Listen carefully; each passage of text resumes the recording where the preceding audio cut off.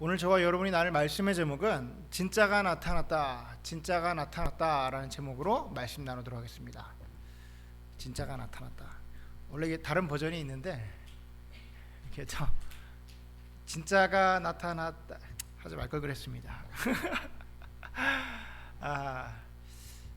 비가 와가지고 실내가 더 어두운 거예요. 저 여기 올라오면 이렇게 밑에가 어두워 보이죠? 좀 어두운가요? 진짜가 나타나서 우리를 밝혀주리라 믿습니다. 아멘. 자, 우리 개인마다 취향이 조금씩 다 다르신데요. 저는 소고기보다 돼지고기를 더 좋아합니다. 소고기보다 돼지고기를 좋아해요. 정확하게 말하면 둘 다 좋아하는데 이 소고기는 좀 비싸잖아요. 미국은 뭐 거의 비슷비슷하죠. 근데 그래도 소고기가 조금 비싼 것 같아요. 그래서 뭐 저는 뭐 개인적으로는 소고기도 좋아하고 돼지고기 좋아하지만 소고기가 비싸니까 이제 소고기 먹을 돈이면 돼지고기를 많이 먹을 수 있지 않느냐, 그래가지고 돼지고기를 더 선호해요. 예전 교회에 있을 때 교육자들이 모두 함께 강원도 횡성으로 이렇게 교육을 받으러 가는 일이 있었습니다. 큰 교회에서는 교육자 모두가 이렇게 교육을 가는 일은 그렇게 흔한 일이 아니에요. 누군가는 남아서 교회 일을 봐야 되는데 교육이 되게 이제 좀 중요한 거여서 다 같이 이제 횡성으로 떠났습니다. 아무래도 평상시에 없던 일이니까 교회에서도 좀 특별하다고 생각을 했던 것 같아요. 제가 아침에 짐을 싸갖고 나가려고 그러는데 저희 어머니께서 신용카드를 하나 딱 주시더라고요. 참고로 저희 어머니는 그 교회 장로님이세요. 그러면서 교육자들이 다 같이 교육을 가니까 교육을 다 마치면 목사님 모시고 교육자들 모시고 좋은 데 가서 밥을 먹어라 그러면서 신용카드를 주시더라고요. 장로님이 주시는 신용카드를 갖고 제가 신나는 마음에, 기쁜 마음에 이제 갔습니다. 교육을 다 마쳤어요. 교육을 다 마치고 제가 이제 그 횡성에서 수소문을 해서 정말 맛있다라는 이제 맛집, 이제 한우집을 가게 됐습니다. 딱 들어가는데 정말 좀 틀리더라고요. 좀 뭔가 있어 보여. 들어가서 메뉴표를 딱 보는데 가격이 과히 상당하더라고요. 정말 한우가 이렇게 비싼가 싶어요. 하지만 저에게는 어머님이 주신 신용카드가 있기 때문에 담대한 마음에 들어갔습니다. 그래서 메뉴표를 딱 보는데 목회자들이 사실은 주저주저해요. 가격이 좀 상당하니까. 그래서 눈치를 보시면서 주문을 못 하시는 것 같아서 제가 메뉴판을 다 뺏어서 제가 오더를 했어요. 한우 2+A로 꽃등심도 시키고, 잘 모르니까 모듬도 시키고 특수부위도 시키고, 그래서 제가 막 시켰습니다. 고기가 딱 나와서 그래가지고 숯불에다가 착 집어서 탁 먹는데 너무 맛있는 거예요. 소고기가 너무 맛있어. 진짜 나 이렇게 맛있는 거 처음 먹어봤네. 그동안 제가 먹었던 거 다 쓰레기야. 그 완전히 진짜 그 소고기도 아니었던 거. 그동안 소고기가 질기다가 누가 말했습니까? 소고기는 질기지가 않아요. 여러분 혹시 드셔보셨나요? 2+A? 진짜 맛있더라고요. 입에서 막 살살살 녹아요. 말 그대로 진짜가 나타나 버린 거예요. 그걸 먹으니까 지금 어떻게 해야 할지 모르겠더라고요. 여러분, 어떤 소고기가 제일 맛있는 줄 아세요? 어떤 소고기가? 소고기는요, 남이 사주는 소고기가 제일 맛있어요. 남이 사주는 소고기가 제일 맛있어요. 장로님이 사주는 소고기에 2+A급에 그냥 그날 아주 호강을 했습니다. 너무 맛있었습니다. 고기를 먹다가 그 고깃집을 쭉 둘러보니까 사람들이 꽤나 많아요. 가격이 그렇게도 비싼데 줄을 서서 먹더라고요. 그런데 이제 다른 동네의 유명한 맛집이라 그러면은 뭐 방송국에 나왔다는 사진도 있고 연예인 사진도 있고 사인도 있고 막 그럴 텐데 그 집은 그런 게 하나도 없어요. 정말 맛과 고기 질로 승부하는 집이었어요. 자, 제가 그것을 먹으면서 몸으로 체험했던 그 속담이 하나 있습니다. 고기도 먹어본 사람이 맛을 안다. 확실히 먹어봐야 돼. 고기를 안 먹어보니까 돼지고기랑 소고기랑 어디 가서 뭐 취향이 뭐 이런 얘기를 하고 그러죠. 소고기가 훨씬 더 맛있는 고기예요. 자, 그해 겨울에 목장 식구들과 함께 횡성으로 스키장을 갔어요. 그래가지고 횡성으로 가가지고 그 사람들을 다 데리고 그 집을 찾아갔어요. 제 와이프는요 아직도 그 집 얘기를 해요. 그렇게 맛있는 소고기를 먹어본 적이 없대요. 왜 이렇게 맛있는지 아세요? 그날 우리 목장 식구 사장님 집사님이 쏘셨거든요. 소고기는 누가 사줘야 맛있다고. 자기가 사면 맛이 없대요. 아무튼 간에 그거를 먹으면서 정말 맛있는 거, 진짜 정말 맛있는 데 가면은 사람이 그렇잖아요. 와이프한테도 먹여주고 싶고 부모님도 모시고 가고 싶고, 우리가 동네에 맛있는 집만 알아도 우리 식구들끼리 주변 사람들 다 같이 가고 싶은 게 우리의 마음이잖아요. 그런데 우리는 이런 이야기도 듣습니다. 장사 중에 가장 어려운 장사가 음식 장사다. 그러니까 조금만 뭐 손님들 취향 맞추기도 그렇게 쉽지가 않고, 조금만 불친절해도 손님들 다 떨어지고 음식 장사하기가 힘들다, 이런 얘기를 해요. 근데 솔직히 한번 얘기해 볼까요? 그 집이 진짜 맛있는 집이에요. 정말 맛있는 집이에요. 그러면 불친절하다고 안 갈까요, 사람들이? 아닐 거예요. 그 집에 정말 우리가 원하는 맛이 있는데 조금 불결하다고 거기 안 갈까요? 안 그럴 거예요. 아마 그 집을 다 가게 될 겁니다. 왜냐하면 그 집을 가는 사람들은 웨이터가 얼마나 친절한지나 뭐 그 집이 얼마나 청결한지에 대해서 가는 것이 아니라, 그곳에서 정말 맛있는 밥을 먹기 위해서, 그 맛을 누리기 위해서 그곳을 가기 때문이에요. 그런데 그것을 찾으러 거기에 갔는데 그곳에 더 이상 그 맛을 찾지 못한다면 아마 계속해서 그 집을 가는 사람은 없을 것입니다. 여러분은 교회에서 왜 교인들이 줄어든다고 생각을 하십니까? 교회에서 왜 교인들이 교회를 떠난다고 생각을 하세요? 많은 크리스찬들이 교회를 떠나고 중고등학생들은 그들의 복음화율이 3%에서 4%밖에 되지 않고, 대학생들의 복음화율은 5%밖에 되지가 않는데요. 미국이나 한국이나 할 거 없이 전 세계적으로 기독교인들이 줄어드는 이유가 뭘까요? 우리가 이 질문에 대해서 답변하기 위해서 엄청난 연구를 한다거나 또한 엄청난 빅데이터가 필요할까요? 아닙니다. 이유는요, 아주 간단해요. 바로 교회에 하나님이 없기 때문이에요. 교회에 하나님이 없기 때문입니다. 그들이 그동안 교회를 나왔던 이유는 단 한 가지입니다. 그들의 모습이 어찌했는지를 떠나서 그들이 나왔던 이유는 단 한 가지, 하나님을 만나기 위해서 나왔던 거예요. 그런데 교회 안에 하나님이 없으니 교회를 떠나가는 거죠. 실제로 교인들이 감소되는 기간 동안요, 같은 기간 동안 사람들이 샤머니즘이나 역술가나 주술가를 따라갔던 것, 그러니까 무당을 찾아갔던 그 비율이 굉장히 늘어났어요. 같은 기간 동안에.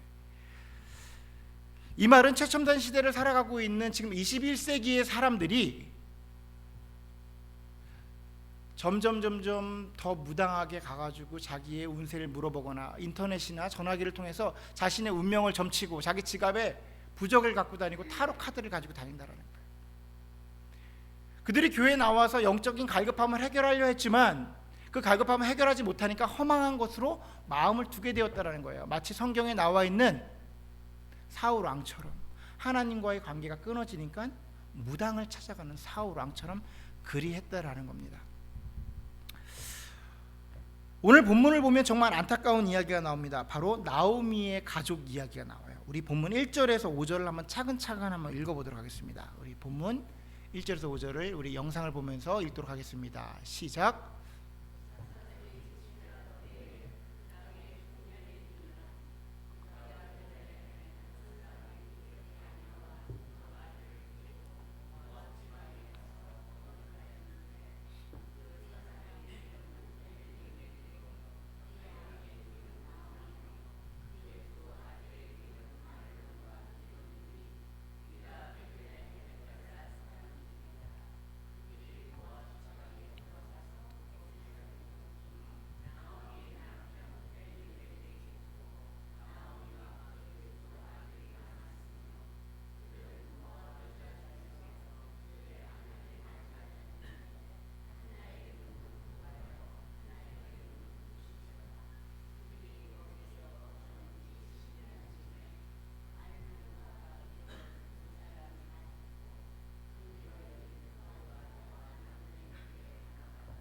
아멘. 나오미의 가족은요, 엘리멜렉이라는 남편과 두 아들 말론과 기론이라는 아들 둘을 갖고 있는 네 식구였습니다. 이 사람들이요, 유대 베들레헴에 사는 유대인들이었어요. 유다 바들레헴에 사는 유대인들이었어요. 그런데 그 가족이 베들레헴을 떠나서 모압이라는 지방으로 이방인의 땅으로 이사를 갑니다. 유대인임에도 불구하고 이방인의 땅으로 이사를 가는 거예요. 이유는 베들레헴에 기근이 들어서 그러니까 흉년이 들어서 곡식을 얻을 수가 없어서 모압이라는 땅으로 가게 된 겁니다. 자, 그래서 모압으로 가는데 그곳에서 남편 엘리멜렉을 죽게 됩니다. 그 후에 두 아들이 아내를 얻어서 살다가 한 10년쯤 살다가 두 아들 다 이유를 알지 못하게 죽게 되는 거예요. 그리고 이제 그 모압 땅에 남겨진 것은 시어머니 나오미와 두 며느리 모습들만 남게 되었습니다. 그렇게 절망 가운데 있는 모압 땅에 있는 나오미에게 한 소식이 들려와요. 그 소식이 무엇이냐면, 자, 하나님께서 자기의 고향 땅에 있는 베들레헴에 양식을 주셨다라는 거예요. 그래서 나오미가 다시 돌아가겠다고 결단을 합니다. 그런데 가려고 그랬더니 며느리들이 마음에 걸리는 거예요. 그래서 며느리들한테, 야, 너희들은 이 땅에 남아서 너희들의 땅이니 새로운 삶을 살아라. 그리고 권면을 하는 거예요. 그리고 그런 모습 중에 오늘의 본문이 맞춰지게 됩니다. 교회를 좀 다녀보신 분들은 룻기의 내용을 잘 알고 계시니까, 아, 그때 그랬지, 그런 내용이지, 룻기가 그렇게 해서 나오미네 집이 그렇게 다 망했지, 뭐 힘들어졌었지, 이렇게 이해를 하고 이렇게 읽어갈 수 있어요. 무슨 얘기냐면 이 이야기 중에서 별 특별한 것이 별로 없다라는 거예요. 근데 히브리 원어로 읽는 유대인들은 이 글을 읽을 때마다 걸리는 부분이 하나가 있습니다. 히브리인들이 히브리서로 유대인들이 히브리어로 쭉 읽다 보면은 한 부분 걸리는 게 있어요. 그게 뭐냐면 본문 1절에 나와 있는 유다 베들레헴에 기근이 들어 곡식을 얻을 수가 없었다라는 내용이에요. 유다 베들레헴에 기근이 들어 그들이 곡식을 얻을 수 없었다.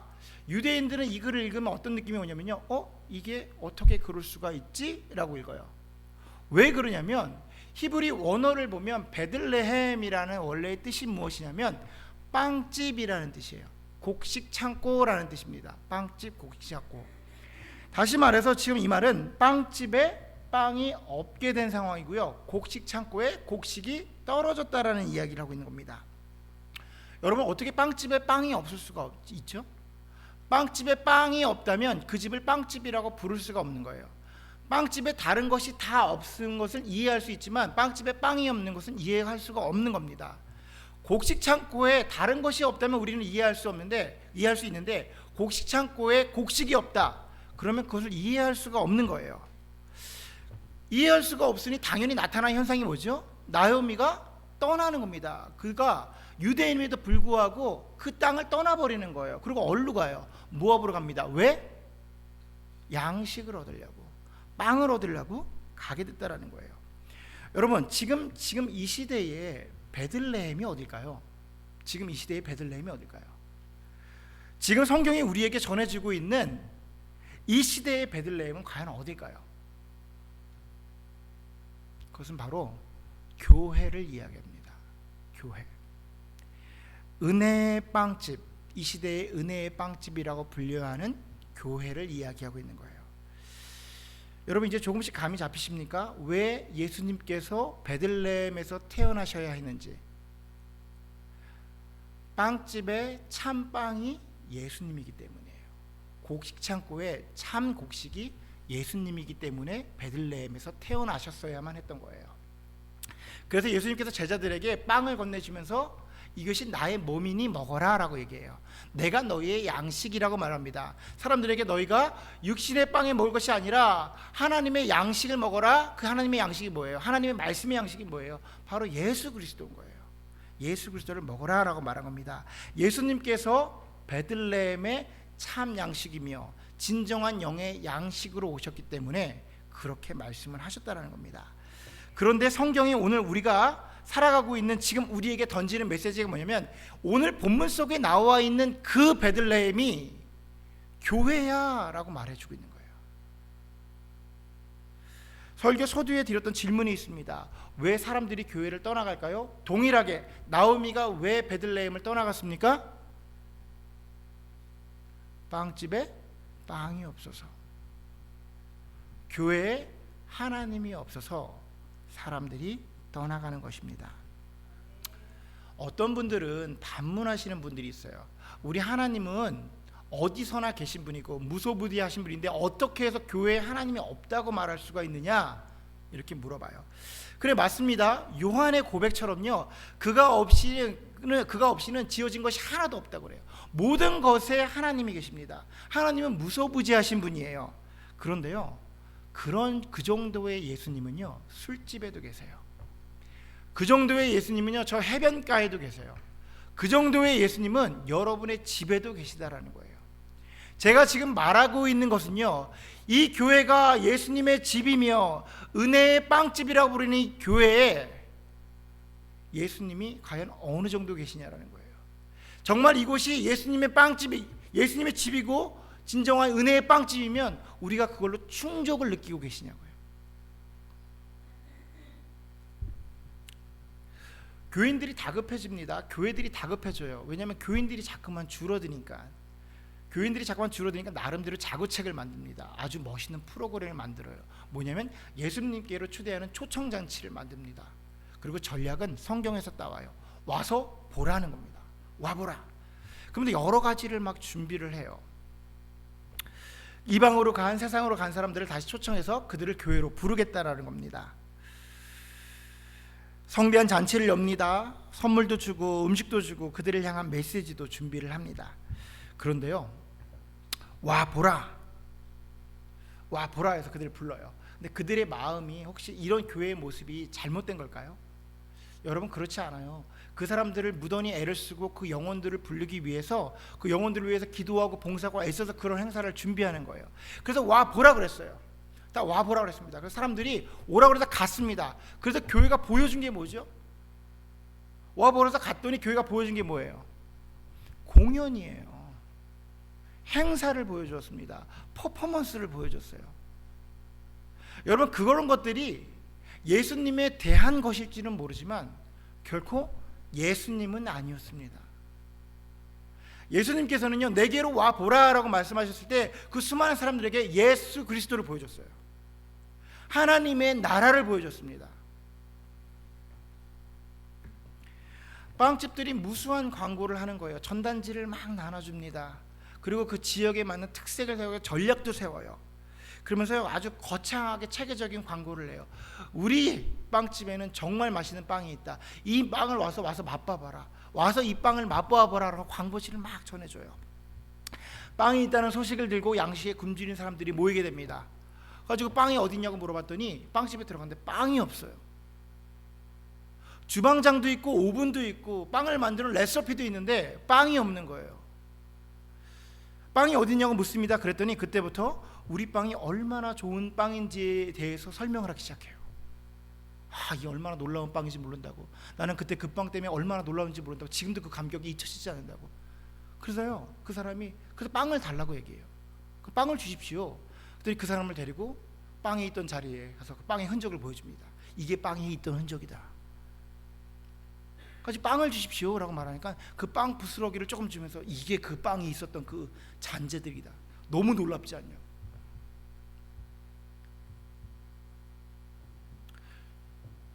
여러분, 세상 사람들이요, 지쳤어요.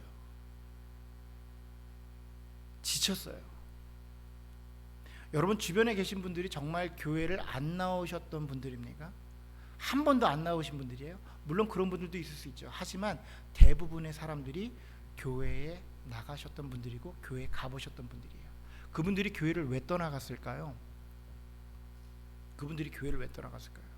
그분들이 그동안 나왔던 이유는요, 여러 가지 이유가 있었겠지만 가장 중요한 건 나름대로의 하나님을 만나고 싶어서 나갔던 거예요. 진짜 그분이 하나님의 영이고 진정한 양식이라니까 나가서 만나보고 싶었습니다. 그런데 우리가 무엇을 전해주었죠? 혹시 예수님에 대한 이야기를 전해주지 않았습니까? 혹시 우리가 예수님에 관한 이야기를 그들에게 막 설명하지 않았어요? 우리가 진짜 전해준 게 예수 그리스도 그 자체였나요? 우리 솔직히 얘기해 볼까요? 누군가가 우리 교회에 온다면 우리가 보여줄 예수님은 있습니까?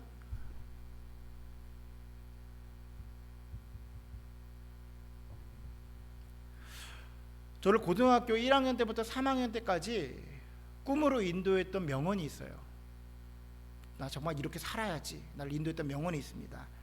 뭐냐면 진정한 장사꾼은 상대방이 원하지도 않고 나에게 있지도 않은 물건을 팔 수 있는 사람이다.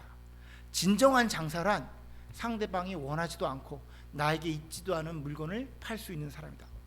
저는요, 제가 가지고 있는 달란트를 통해서 정말 세일즈 계통의 최고의 인물이 될 거라고 생각했어. 내가 딱 하면 다 팔릴 거라고 생각을 했어. 예수님을 딱 믿고 나서 그 꿈 때려치웠어요. 제대로 예수님 만나고 때려치웠어요. 왜냐하면 가만히 보니까 이 말이 사긴 거예요. 뭐냐면 나에게 있지도 않은 물건을 파는 건요, 사기예요. 여러분, 교회가요, 세상을 향해서 사기치지 맙시다. 나에게 없는 것을 어떻게 주냐고요. 나에게 빵이 없는데 그 빵을 어떻게 보여주면 어떻게 먹여요? 빵이 없는데. 빵이 없는 빵집에 해야 하는 일은 단 한 가지입니다. 뭐냐면 어서 빵을 만드는 거예요. 어서 빵을 만들어야 되는 거예요. 여러분, 하나님은 무소부재하십니다. 그런데요, 무소부재와 하나님의 임재는 다른 이야기예요. 어디서나 계신 하나님과 하나님이 있는 것은 다른 이야기라고요. 우리 본문, 우리 다 같이 성경을 한번 읽어볼게요. 역대하 7장 14절에서 16절. 역대하 7장 14절에서 16절을 영상을 보고 한 구절씩 한번 다 같이 읽어보도록 하겠습니다. 시작.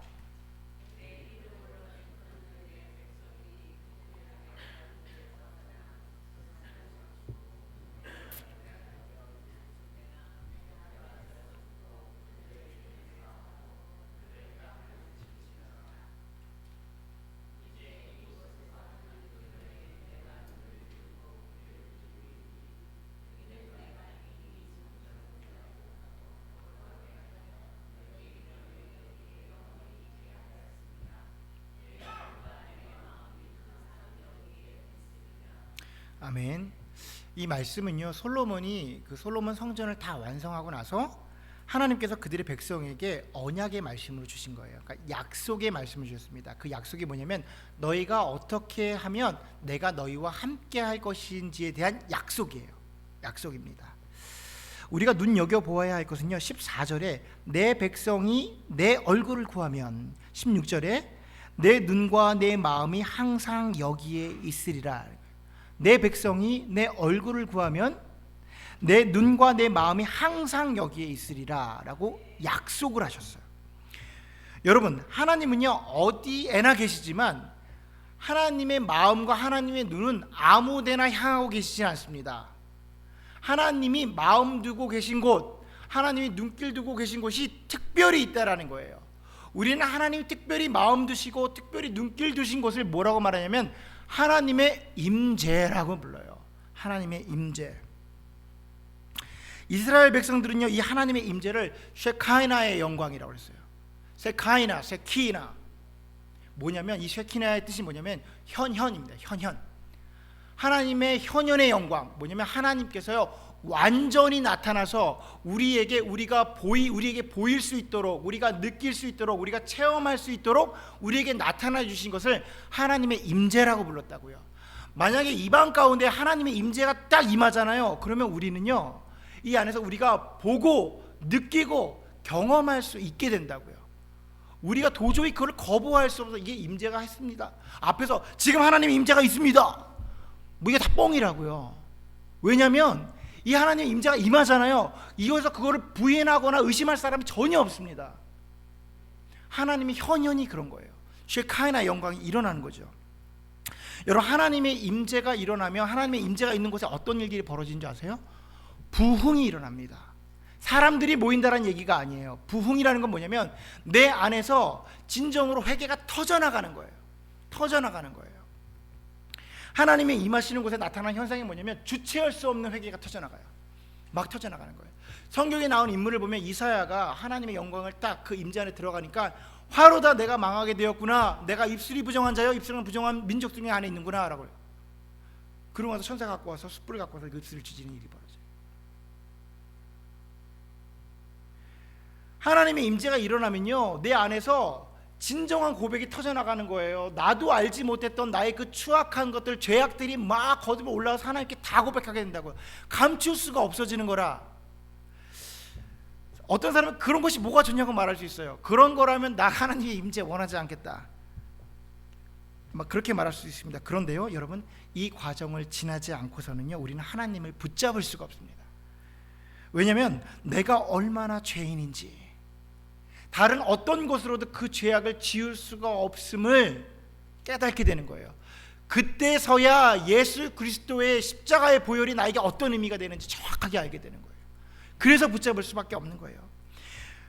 여러분, 이 하나님의 임재 가닥에 2000년 전에 중동의 이스라엘이라는 작은 나라에서 33세에 죽은 청년의 죽음이 지금 내가 오늘을 살아가고 있는데 나의 생명이 되는 것이라고요. 하나님의 임재가 없이 그 2000년 전에 그 청년의 죽음이 지금의 나의 삶과 무슨 연결고리가 됩니까? 어떻게 연결고리 시킬 거예요? 하나님의 임재 외에는 그걸요 나의 사건으로 받아들이게 할 수가 없어요. 우리가 믿으시잖아요. 사실은 그 사건 다 믿으시잖아요. 여러분 그거 아세요? 스님한테 예수님 어떻게 돌아가셨냐고 그럼 모르는지 아세요? 우리를 위해서 십자가에 못 박혀 돌아가셨다고 그래요. 모두가 아는 사실인데 그 아시는 사실이 내 사건이 된다고요. 근데 하나님의 임재를 통해서 내가 죄인 되었을 때 그 예수 그리스도의 보혈의 피가 나에게 어떤 의미인지를 온전히 깨닫게 된다는 것입니다. 여러분 상상해 보십시오. 이 교회가, 이 방안이 다윗의 장막과 같이, 솔로몬의 성전과 같이 하나님의 임재가 머무는 곳이라면, 우리가 그것을 경험한다면, 우리가 날마다 예수 그리스도의 그 보혈의 피가 어떤 건지 내가 경험한다면 와 보라 말하지 않겠어요? 여기서 내가 변화됐는데 와 보라고 말하지 않겠어요? 얼마나 담대해지시는지 아십니까? 이 방 안에 가기만 하면 하나님의 임재가 있다면 아마 정말 데리고 오고 싶으실걸요? 소고기 집도 데리고 갑니다. 쇠고기 집도 데리고 간다고요. 근데 여기 하나님의 임재가 있잖아요. 정말 데리고 가고 싶을 거예요. 중요한 것은 어떻게 하나님의 임재를 이루게 할 것이냐라는 겁니다. 그런데 걱정할 필요가 없어요. 왜냐하면 하나님께서 이미 우리에게 그 방법을 알려주셨습니다. 우리 역대하 7장 14절만 우리 다시 한번 읽어보도록 할게요. 다 같이 한 목소리로 읽습니다. 시작.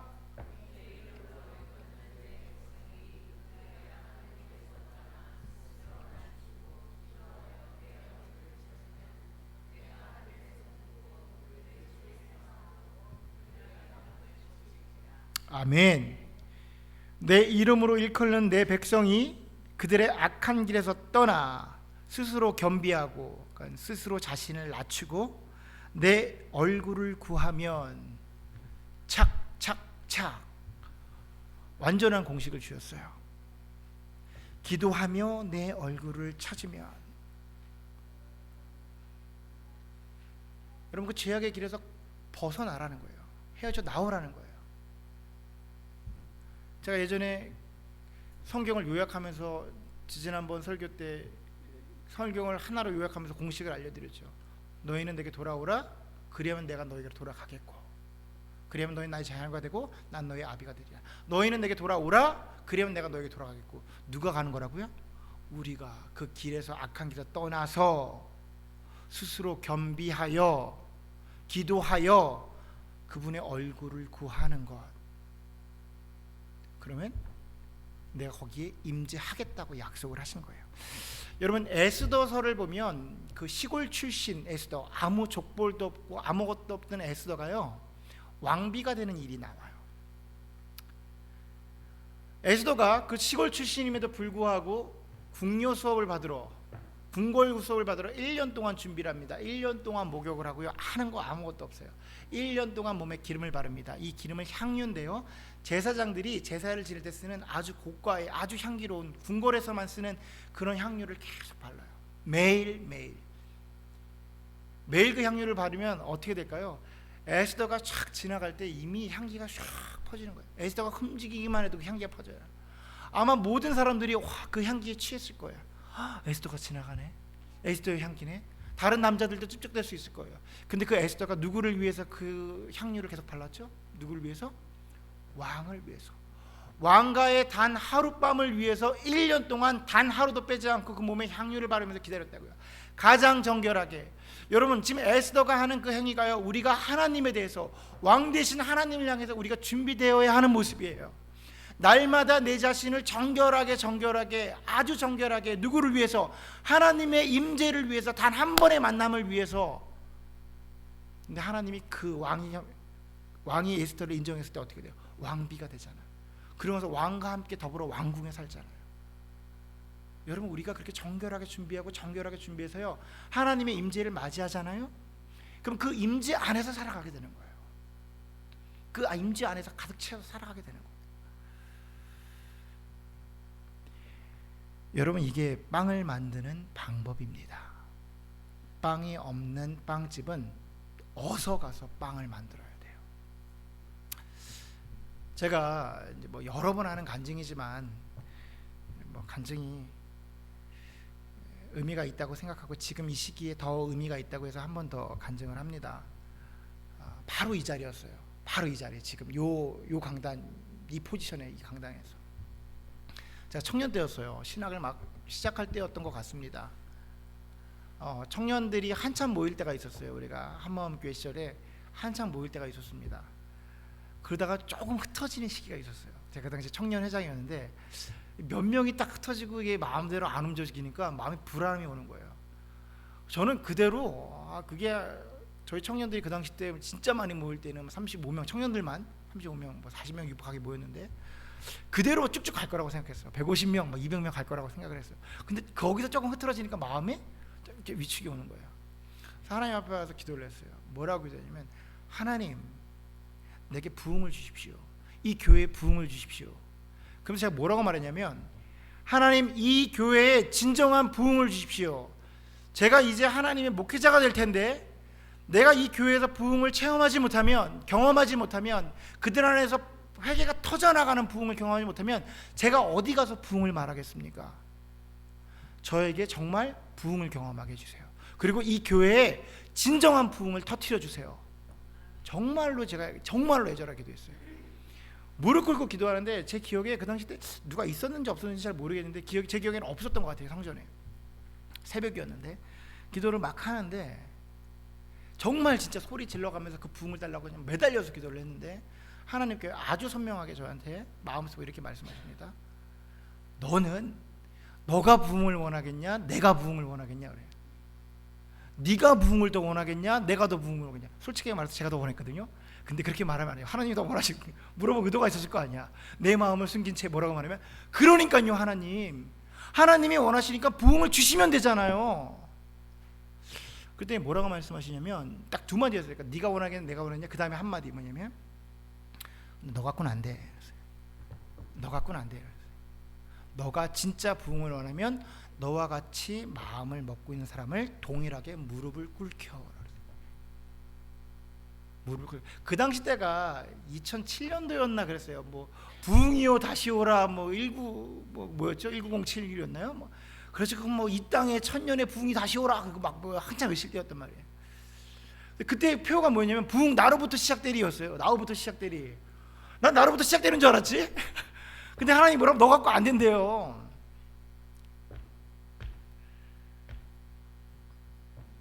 여러분, 부흥은요 나 갖고는 안 됩니다.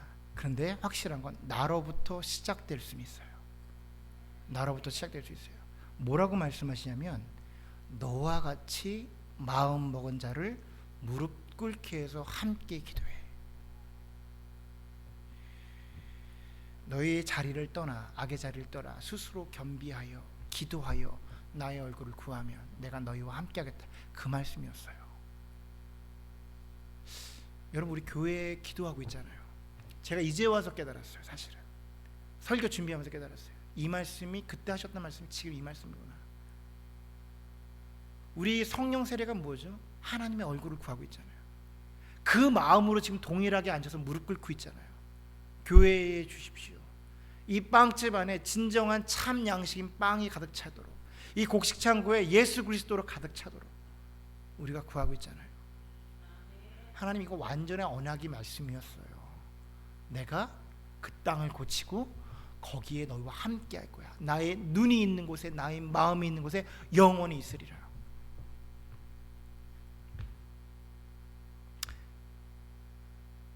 여러분, 이제 빵집에 빵이 생기는 겁니다. 곡식 창고에 곡식이 생기는 거예요. 본문을 보니 나오미에게 한 소식이 전해집니다. 소식이 전해드려요. 그 소식은 뭐냐면 베들레헴에 양식이 생겼다라는 것입니다. 빵집에 정말 빵이 생겼다라는 거예요. 우리네 표현으로 진짜가 나타났다. 따라라라라라. 판타스틱 지저스 크라이스트. 이거 뭐 별로 감흥이 없네. 이게 어떤 건지 모르셔서 그래요. 이거 유튜브로 보시는 수많은 청년들은 굉장히 재밌게 보고 있을 거예요. 진짜 지저스 크라이스트가 나타났다, 빵집에 빵이 나타났다 소식이 나타나니까요, 어떤 현상이 벌어지냐면 그 소문을 막을 수가 없는 거예요. 그 소문이요, 누가 광고하지도 않았는데 이방인까지 간 거예요. 이방 땅까지 가게 된 거라는 거예요. 여러분, 서두에 말씀드린 것처럼 소고기집 있잖아요. 그 소고기집 어디도 광고하지 않았다고요. 인터넷집에서 제가 어떻게 소문을 찾아서 가게 된 거예요. 그 집은 광고하지 않지만 진짜가 거기 있잖아요. 그러면 사람들이 몰려온다고요. 사람들이 몰려와. 어떤 일이 벌어지냐면요, 나오미가 베들레헴으로 돌아간다고 했을 때 그때 룻이 이렇게 말합니다. 우리 본문 16절을 한번 읽어볼게요.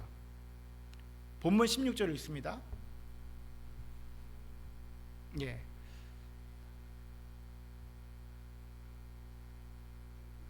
다 같이 읽습니다. 시작.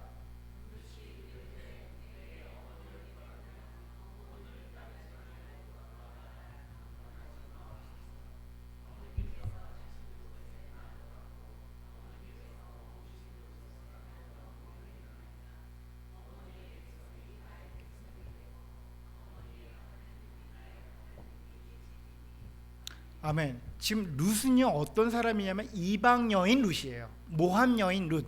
이것이 뭐냐면 세상을 대표하는 징표예요. 상징이에요.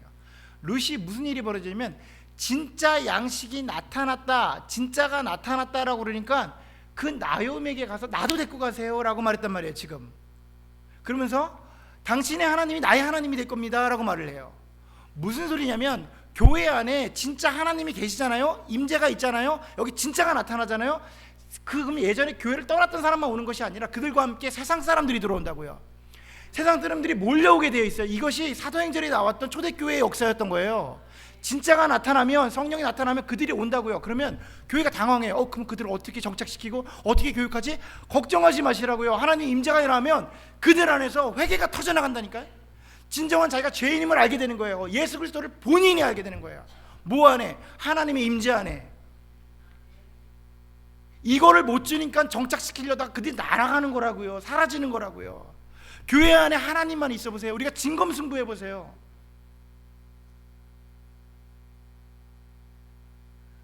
왜 교회가 자꾸만 세상의 마케팅들을 갖고 와가지고 동일하게 보험 상품처럼 팔듯이 팔아요? 뭐가 그렇게 안 되는 거서? 뭐가 그렇게 캥겨서? 왜냐하면 진짜가 없어서 그래요. 진짜가 없어서. 여러분, 진짜 맛집 가보세요. 밥 던져줘요. 감사하대. 어이 감사합니다. 이거 줄 더 오래 기다릴 뻔했는데 이렇게 밥 던져주고 맛있다고 먹어요. 누가 갑이야? 내가 돈 내고 그렇게 먹어야 돼? 근데 다음에 또 가요. 왜? 진짜가 나타나니까. 여러분, 우리 교회 안에 진짜가 나타나잖아요. 그 와서요, 그러면 뭐 왜 나를 안 챙겨줬대? 뭐 그 교회 갔더니 관심도 없어. 바라지도 않아요. 우리 부수적인 것들이라고요. 우리 때문에 오질 않아. 그 사람들이 우리 만나러 올 것 같아요. 외로워서. 아이고, 우리의 외로움이나 해결하시기 바랍니다. 이 안에 진짜가 나타나면요, 하나님 앞에서 본인들이 깨져나가는 거예요. 여러분, 우리 안에 진정한 빵집을, 이 빵집 안에 진짜 빵이 있는 그런 양식, 그런 교회, 은혜의 빵집, 참 좋은 교회를 만들길 간절히 소원합니다. 여러분, 제가 진짜 허무맹랑하게 있지도 않은 얘기를 지금 하고 있는 것 같습니까? 목회 초년생의 이론만 가지고 나와서 이렇게 얘기하고 있는 것 같아요. 저를 아시는 분은 아시겠지만 저는 나름대로 객관적으로 좀 이성적으로 기독교를 전하려고 애를 써요. 저는 신비주의자가 아닙니다. 그렇다고 해서요, 저는요 자유주의자도 아니에요. 하나님 안에 있는 것을 없다고 말하지 않는다고요. 하나님 안에 있다고 하나님이 말씀하시는데 없다고 말하지 않는다고요. 경험하셔야죠. 뭐 개인적인 경험을 말할 필요가 없어요. 왜냐하면 그 임재 필요 없다고.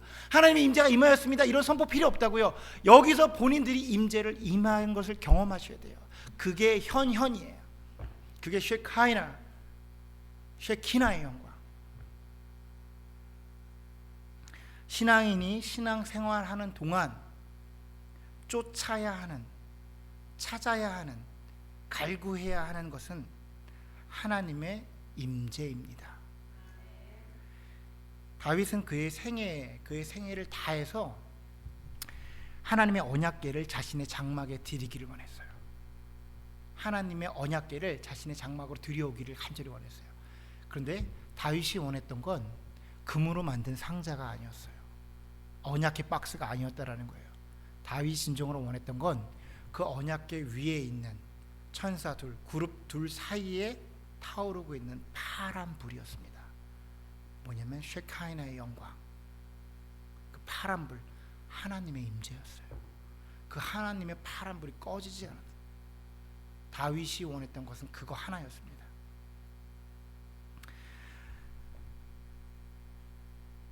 여러분, 저는 상상하는 게 있어요. 뭐냐면 정말 상상하는 건데 정말 시도하고 이것을 향해 달려가고 싶은 마음. 뭐 이제 우리가 동일하게 바라보겠죠. 누가 우리 참좋은교회 앞을 지나가는 거예요. 걸어가는 거예요. 우리 교회에 있으면 그런 사람들 많이 있거든요. 걸어가는 청년들도 학생들도 많고. 근데 그들이 지나가다가 우리 참좋은교회 앞에서 하나님의 임재 앞에 무릎을 꿇게 되는 걸 보고 싶어요. 정말로 그냥 세상 사람들이 지나가다가 그 하나님의 그 무거운 공기 앞에, 그 이루 말할 수 없는, 자신을 바라볼 수밖에 없는 그 현연에 원인을 알지 못해서 교회로 들어와서 나에게 도와달라고 말하는 일들을 경험해 보고 싶어요. 저는요, 우리가 스스로 악의 길에서 떠나서 스스로 겸비하여 기도하여 하나님의 얼굴을 구할 때 그 일이 가능하다고 생각합니다. 여러분, 교회가 세상을 향해서 사기치면 안 돼요. 빵이 없는데 빵이 있다고 말하면 안 돼요. 우리 안에서 빵 맛을 봐야 돼요. 우리 안에서 여러분이 제가 충족되어야 돼요. 그래야 담대할 수 있는 겁니다. 참 좋은 교회가 살아갈 수 있는 방법이요, 이거 하나밖에 없어요. 우리가 마케팅을 할까요? 우리가 무슨 전략을 짤까요? 이미 틀렸습니다. 여러분, 우리 교회 이미 틀렸어요. 우리는 진검승부합시다. 우리 안에 그 쉐카이나의 영광, 하나님의 임재, 하나님의 그 현현, 우리 이것을 가지고 세상을 향하는 참 좋은 교회 성도 되시기를 간절히 소원합니다.